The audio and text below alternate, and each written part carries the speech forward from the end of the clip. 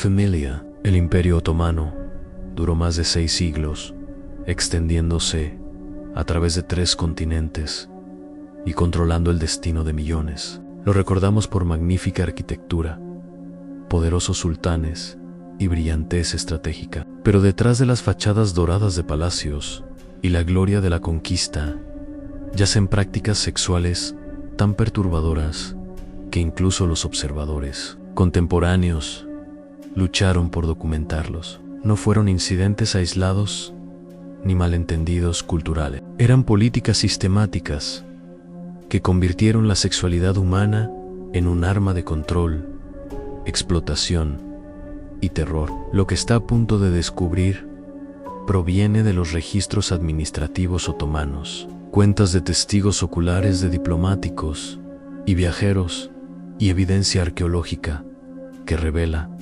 cómo un imperio arma los aspectos más íntimos de la experiencia humana. Las prácticas que exploraremos no fueron aberraciones, eran políticas institucionales que moldearon la vida de millones a través de siglos. El aspecto más escalofriante no es solo lo que pasó, sino lo metódicamente que fue organizado. Los otomanos guardaban registros meticulosos de todo, incluyendo la explotación sistemática de los niños, el funcionamiento de centros de castración forzada y la gestión de la esclavitud sexual a escala industrial. Estos documentos todavía existen hoy, archivados en archivos, esperando a los historiadores lo suficientemente valientes para examinarlos. Pero antes de continuar, si disfrutas de la historia oscura y olvidada, considere suscribirte y comentar de dónde estás viendo. Nos ayuda mucho a hacer más videos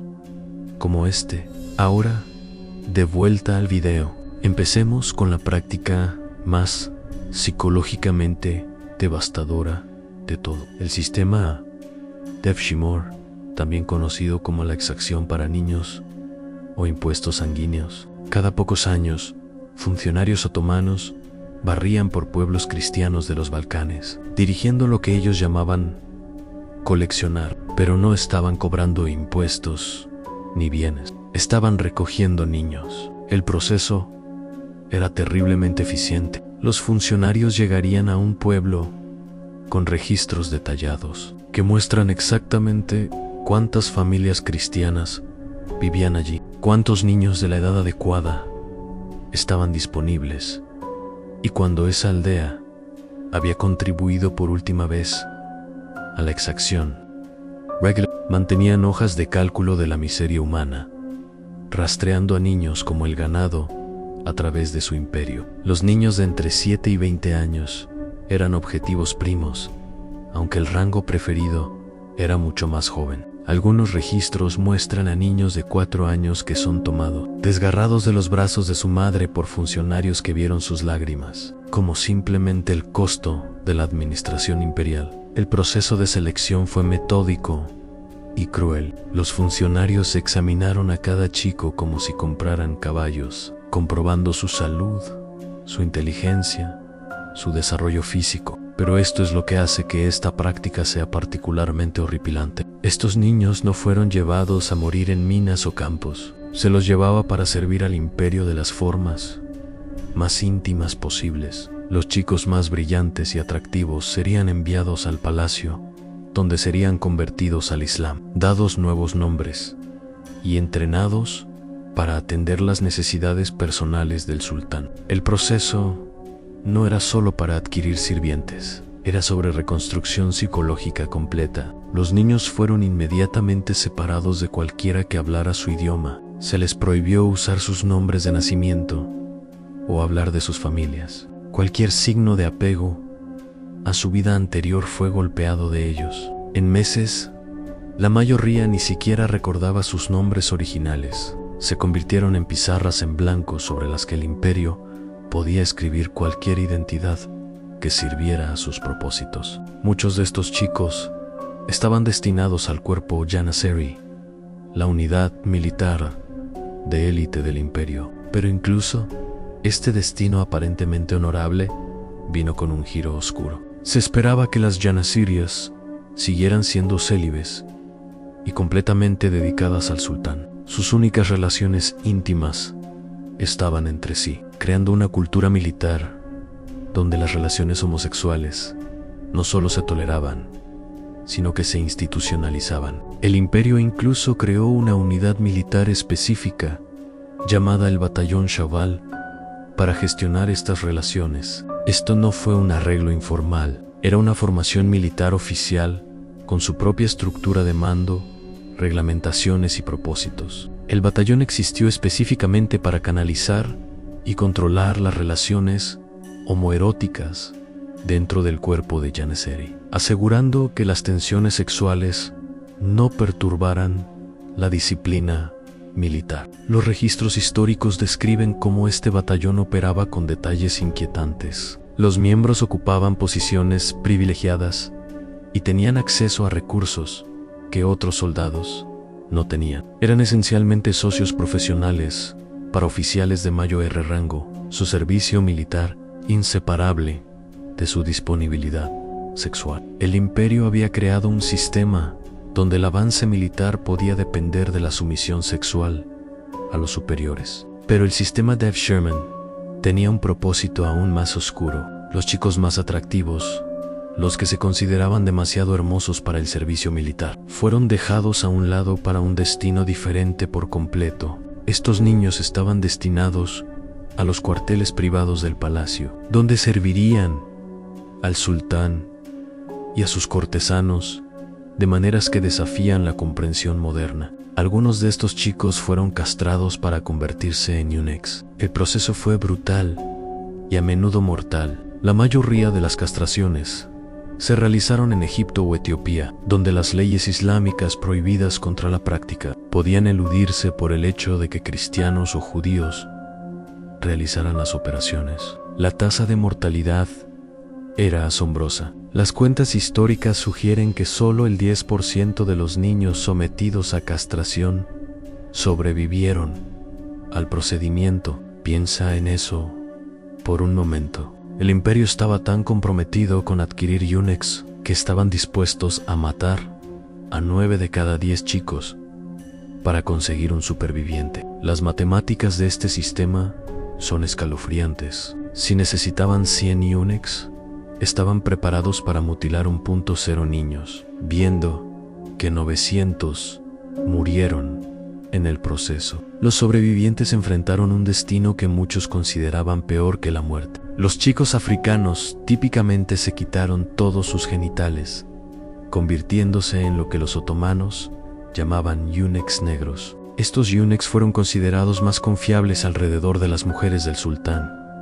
y a menudo se elevaron a puestos de poder significativo dentro de la jerarquía del palacio. Los niños europeos de los Balcanes generalmente solo se quitaron sus testículos, convirtiéndose en únicos blancos que desempeñaban principalmente funciones administrativas. No se puede exagerar el impacto psicológico en estos niños. No solo fueron mutilados físicamente, sino completamente separados de cualquier posibilidad de relaciones humanas normales. Nunca se casarían, nunca tendrían hijos, nunca experimentarían intimidad sexual como la naturaleza pretendía. Existían únicamente para servir a un imperio que les había robado todo, incluyendo su humanidad básica. Pero la castración no era el único destino que esperaba a los chicos hermosos en el sistema otomano. Algunos fueron designados bailarines, artistas jóvenes que se vestían de mujeres y se entretenían en fiestas y celebraciones. Estos chicos ocuparon un espacio inquietante entre género, ni totalmente masculino ni femenino, a los ojos de la sociedad otomana. Las audiencias de estas actuaciones eran notorias por su comportamiento violento. Los relatos históricos describen a los hombres que se excitan tanto por los jóvenes bailarines, que se pelearían entre sí por la oportunidad de agredirlos sexualmente. Se rompieron gafas, se perdieron voces de gritos, y a veces la gente fue asesinada en el caos que rodearon estas actuaciones. Los bailarines no tenían protección contra esta violencia. Se esperaba que se sometieran a cualquier avance que se hiciera. Sus cuerpos se tratan como entretenimiento para multitudes de hombres borrachos y agresivos. La práctica se asoció tanto con la violencia sexual que finalmente fue suprimida, pero solo después de que generaciones de niños hubieran sido sometidas a este abuso sistemático. Quizás lo más preocupante de todo era una práctica conocida como sistema Tafsalán. El término se traduce en aproximadamente a los chicos conejitos, un eufemismo que apenas oculta la horrible realidad que describe. Se trataba de jóvenes cristianos, generalmente griegos o de otras regiones europeas, que eran llevados al palacio específicamente para la satisfacción sexual de funcionarios de alto rango. A diferencia de otras formas de servicio palaciego, el sistema Tafsanalán operaba en completo secreto. Estos jóvenes carecían de estatus oficial, protección legal, esperanza de ascenso o futura libertad. Existían únicamente como objetos sexuales para el entretenimiento de sus amos, ocultos a la vista del público y al registro histórico. El sistema se mantuvo deliberadamente pequeño y secreto, pero su existencia revela algo crucial sobre las prácticas sexuales otomanas. No se trataba de diferencias culturales ni de diferentes estándares morales. Se trata de la explotación sexual sistemática de los niños, organizada y mantenida por los más altos niveles de gobierno. Los chicos que se han metido en este sistema se enfrentaron a una realidad que desafió a todos los lazos naturales conocidos por la humanidad. Los padres no reciben noticias del destino de sus hijos, sin cartas, sin visitas, nada más que el silencio infinito de la pérdida. Algunas familias esperarían décadas a hijos que nunca regresarían, aferrados a la esperanza de que en algún lugar de los vastos territorios otomanos sus hijos aún se acordaran de su hogar. Los registros del imperio muestran la crueldad calculada de esta separación. Los funcionarios trasladaron deliberadamente a los niños de sus regiones nacientes, asegurándose de que, incluso si un niño lograra escapar, no tendría forma de encontrar su camino de regreso a su aldea. Las barreras lingüísticas eran insuperables. Un niño tomado de un pueblo serbio podría encontrarse en Constantinopla, rodeado de hablantes turcos, árabes y persas. Su lenguaje nativo se convirtió en una reliquia inútil de un pasado que le prohibió reconocer. Pero la destrucción psicológica fue más profunda que la mera separación. El proceso de conversión fue diseñado para borrar no solo la identidad religiosa, sino la propia memoria cultural. A los chicos se les dieron nuevos nombres que no tenían parecido a sus nombres de nacimiento. Se les enseñó que sus vidas anteriores habían sido vidas de ignorancia y pecado, que sus familias eran infieles, merecían conquista. Se vieron obligados a participar en rituales que se burlaban de su antigua fe, a veces incluso requeridos para escupir en cruces o quemar textos cristianos. El aspecto más psicológicamente devastador fue cómo el sistema convirtió a las víctimas en perpetradores. Los niños que sobrevivieron al trauma inicial y se adaptaron a la vida del palacio, a menudo se convirtieron en los que seleccionaron a la próxima generación de víctimas. Volvían a los Balcanes como adultos, señalando a los niños más atractivos de las aldeas como los que habían llamado una vez a casa. El imperio había perfeccionado un ciclo de trauma que aseguraba su propia continuación. Al trasladarse al sistema de exacciones por hijos, se revela otra capa de explotación sexual otomana que operaba a escala aún mayor. El enfoque del imperio hacia la sexualidad femenina creó un mercado de carne humana que se enamoró de todo lo que se veía en el mundo contemporáneo. No se trataba simplemente de concubinato o de costumbres matrimoniales. Se trata de la mercantilización sistemática de los órganos de la mujer a escala industrial. Los mercados de esclavos de Constantinopla operaban con la eficiencia de las corporaciones modernas. Las mujeres fueron clasificadas, valoradas y vendidas según una jerarquía compleja que redujo a los seres humanos a mera mercancía. Las mujeres africanas mandaban precios diferentes que las mujeres europeas, las virgen, valían más que los no vírgenes. Las niñas trajeron precios más altos que las mujeres madura. El imperio había creado estructuras detalladas de precios para la sexualidad humana. La documentación que sobrevive revela la fría aritmética de este comercio. Una típica chica africana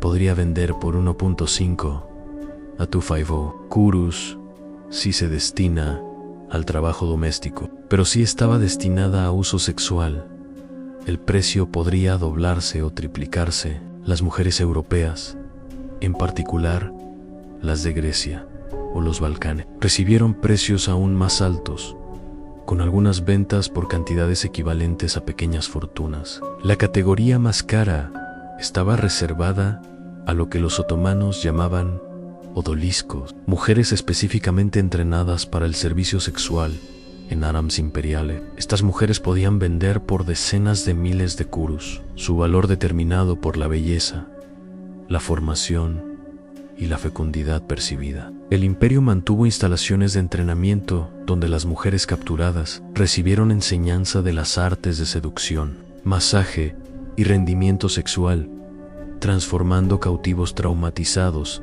en mercancías pulidas. Pero los números solo cuentan parte de la historia. Detrás de cada transacción estaba un ser humano arrancado de su familia, despojado de su identidad y reducido a un objeto sexual por el placer de su comprador. El sistema legal del imperio no proporcionó a estas mujeres ninguna protección. Un hombre podría usar sexualmente a sus esclavas sin consecuencias legales. Si una esclava se embaraza, sus hijos pertenecían enteramente a su amo, que podía venderlos, matarlos o usarlos como le parecía apropiado. La magnitud de este comercio era asombrosa. Constantinopla solo albergaba cientos de miles de mujeres esclavizadas en cualquier momento. La expansión del imperio hacia África, el Cáucaso y Europa Oriental se ve impulsada en parte por la insaciable demanda de suministros frescos de mujeres. Se planificaron campañas militares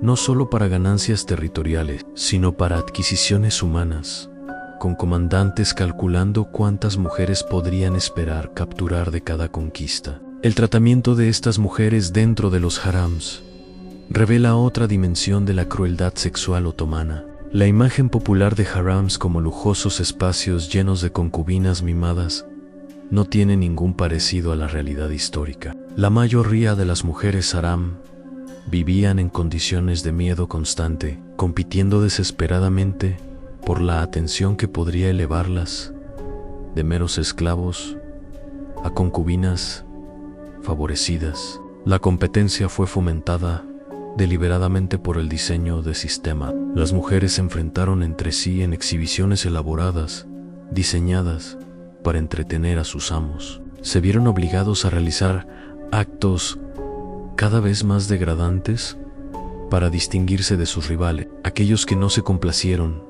enfrentaron a castigos que iban desde golpear a hambre hasta ejecutar de forma absoluta. La guerra psicológica dentro de estos espacios fue tan sistemática como cualquier campaña militar. Se alentó a las mujeres a que se informaran mutuamente, sabotearan rivales, formaran alianzas temporales que pudieran romperse en cualquier momento. El imperio ha creado entornos donde los vínculos naturales entre mujeres se corrompen en armas de destrucción mutua. Quizás lo más preocupante fue el destino de los niños nacidos dentro de este sistema. Los registros del imperio muestran que el infanticidio era común, especialmente para los niños nacidos de madres africanas. La raza mixta de estos sindicatos fue a menudo asesinada inmediatamente después del nacimiento. Su existencia se considera complicaciones inconvenientes en la maquinaria de explotación sexual. Observadores contemporáneos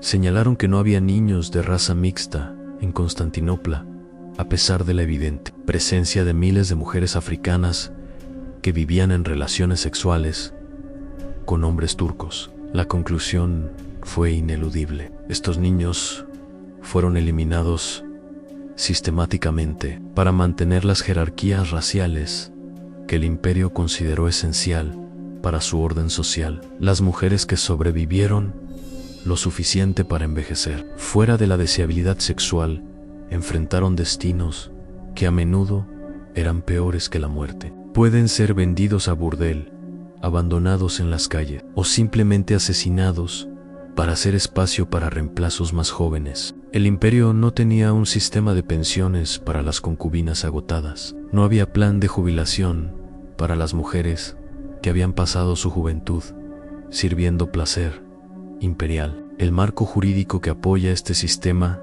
revela lo profundamente incrustado que estaba la explotación sexual en la gobernanza otomana. Las leyes afirman explícitamente que violar a una mujer libre llevaba la pena de muerte, mientras que violar a una esclava dio lugar a una multa equivalente a dañar la propiedad de alguien. El imperio ha creado un sistema de doble nivel de valor humano que hace la violencia sexual sistemática no solo legal, sino económicamente racional. La naturaleza sistemática de estas prácticas se vuelve aún más horrorosa cuando examinamos cómo el imperio institucionalizó la violencia sexual como entretenimiento. Las ejecuciones públicas no eran solo un castigo. Se trataba de crear espectáculos donde la humillación sexual sirvió como la principal atracción. Los delincuentes condenados por delitos sexuales se enfrentan a penas destinadas a reflejar sus crímenes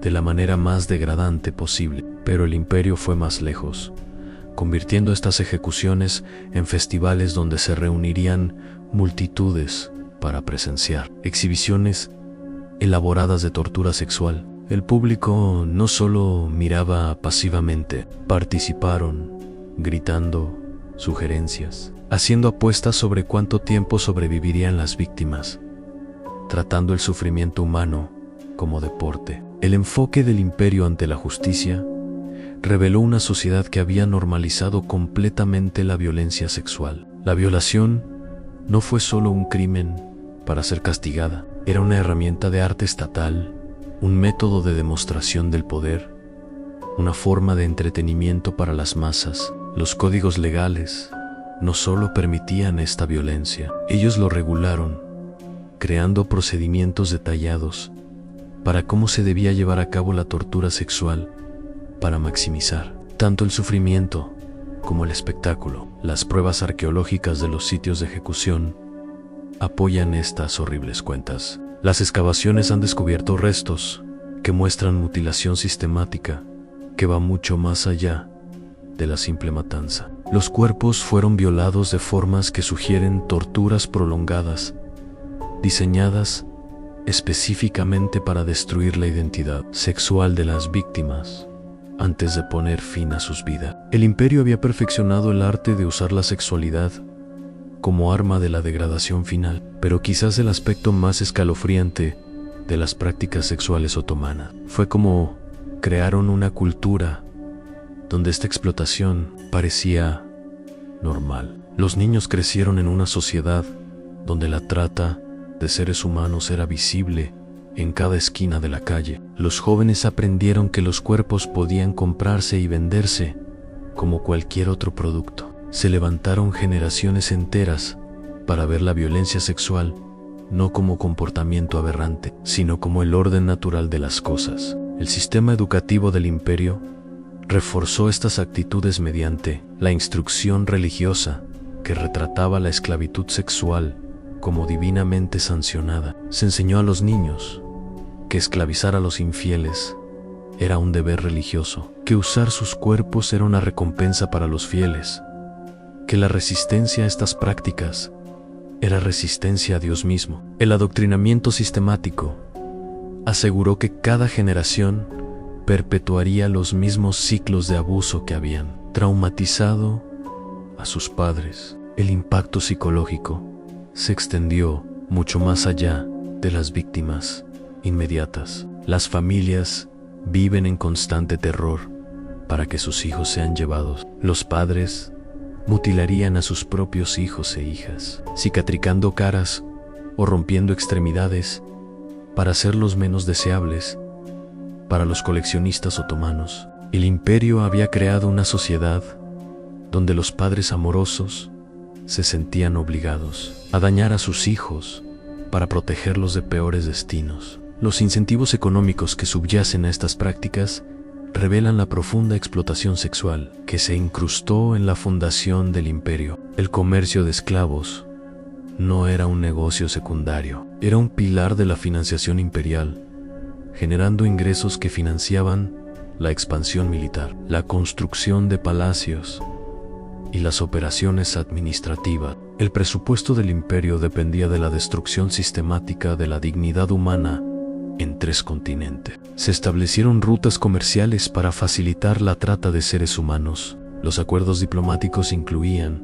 cláusulas que regulaban el intercambio de esclavos. Las estrategias militares incorporaron cálculos sobre cuántas personas podían ser capturadas y vendidas. El imperio había creado una infraestructura entera dedicada a la mercantilización de la sexualidad humana. La documentación de estas prácticas existe en detalles inquietantes, porque los otomanos eran minuciosos guardianes de registro, mantenían libros de contabilidad, rastreando las edades, orígenes y precios de las personas esclavizadas, mantenían inventarios de haros palacios, enumerando mujeres como muebles o ganado, conservaron la correspondencia entre los funcionarios, que discutían las preferencias sexuales de sus superiores y cómo satisfacerlas mediante la contratación estratégica. Estos registros sobreviven hoy en archivos a través de Turquía, proporcionando evidencia innegable de explotación sexual sistemática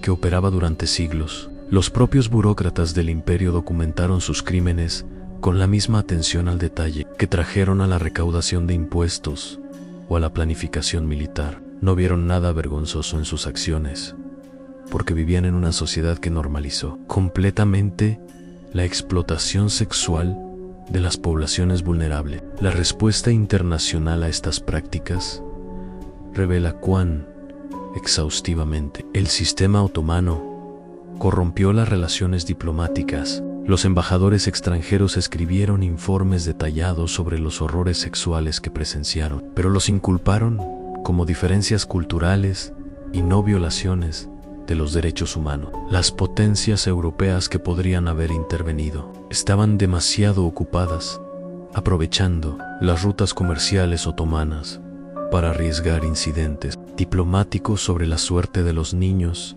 y las mujeres esclavizados. La influencia del imperio extendió estas prácticas mucho más allá de sus fronteras. Los estados clientes y socios comerciales adoptaron las costumbres sexuales otomanas, que las consideraban como enfoques sofisticados para la gestión de la población. La explotación sistemática de la sexualidad se convirtió en un modelo que otros poderes emulaban, difundiendo la marca particular de violencia sexual del imperio en todo el mundo conocido. Mientras el imperio otomano finalmente comenzó a declinar en los siglos XIX y XX, estas prácticas no desaparecieron simplemente, evolucionaron, adaptaron y encontraron nuevas formas de expresión. La infraestructura de explotación sexual que había operado durante siglos dejó profundas cicatrices culturales que persistieron mucho después del colapso del imperio. El aspecto más trágico de todo este sistema fue cómo destruyó la posibilidad de relaciones humanas normales para millones de personas a lo largo de generaciones. Los niños que sobrevivieron al trauma sexual crecieron incapaces de formar vínculos saludables con otros. Las mujeres que escaparon de la esclavitud portaban heridas psicológicas que nunca sanaron. Los hombres que participaron en estos sistemas de explotación perdieron la capacidad de genuina intimidad o compasión. Las prácticas sexuales del Imperio Otomano representan uno de los ejemplos más sistemáticos de la historia de cómo el poder puede corromper cada aspecto de la experiencia humana. No fueron incidentes aislados ni malentendidos culturales, fueron políticas deliberadas, diseñadas para reducir a los seres humanos a objetos para la gratificación de los que estaban en el poder. El imperio creó una civilización entera basada en la destrucción sistemática de la dignidad humana, y las consecuencias de esa destrucción resonaron a lo largo de los siglos. Hoy, al examinar este oscuro capítulo de la historia de la humanidad, nos enfrentamos a preguntas incómodas sobre el poder, la explotación y la capacidad de los seres humanos para infligir sufrimiento a otros. Las prácticas sexuales del Imperio Otomano nos recuerdan que la civilización es mucho más frágil de lo que quisiéramos creer y que la deshumanización sistemática de poblaciones vulnerables puede normalizarse con una facilidad aterradora. Los registros están ahí, esperando en los archivos a que los historiadores se atrevan a examinarlos. La evidencia arqueológica sigue surgiendo de sitios de excavación a través de antiguos territorios otomanos. El legado genético de estas prácticas todavía puede rastrearse en estudios demográficos en 3 continentes. La historia no desaparece simplemente porque nos hace sentir incómodos. Entender estas prácticas no es sobre condenar a Turquía o Islam modernos. Se trata de reconocer cómo las estructuras de poder pueden corromper la sexualidad humana y convertir las relaciones íntimas en armas de control. Se trata de recordar a los millones de víctimas cuyo sufrimiento ha sido olvidado en gran medida por la historia. Y se trata de asegurar que permanezcamos vigilantes contra las condiciones que permiten que prosperen tal explotación sistemática. El Imperio Otomano duró más de 6 siglos y controlaba la vida de millones de personas. Su enfoque de la sexualidad humana configuró las experiencias de innumerables generaciones y las cicatrices dejadas que persisten hasta el día de hoy. No eran prácticas antiguas de un mundo distante. El último sultán otomano fue depuesto en 1922 dentro de la memoria viva de personas que aún viven hoy. Esta historia está más cerca de lo que podríamos pensar y sus lecciones siguen siendo dolorosamente relevantes. El aspecto más horrible de las prácticas sexuales otomanas no fue su brutalidad, aunque eso fue ciertamente extremo. Era su naturaleza sistemática, su normalización y su integración en todos los aspectos de la gobernanza imperial. El imperio había creado una máquina para la explotación sexual de los seres humanos, y esa máquina funcionó con eficiencia burocrática durante cientos de años. Comprender cómo se desarrollan y persisten esos sistemas es crucial para evitar su retorno en nuevas formas. La dignidad humana no es negociable, independientemente de las estructuras de poder, las diferencias culturales o el contexto histórico. Las prácticas sexuales del Imperio Otomano representan un completo abandono de ese principio, y las consecuencias fueron catastróficas para millones de personas a lo largo de siglos. Sus historias merecen ser recordadas, su sufrimiento reconocido y su humanidad restaurada a través de la verdad histórica.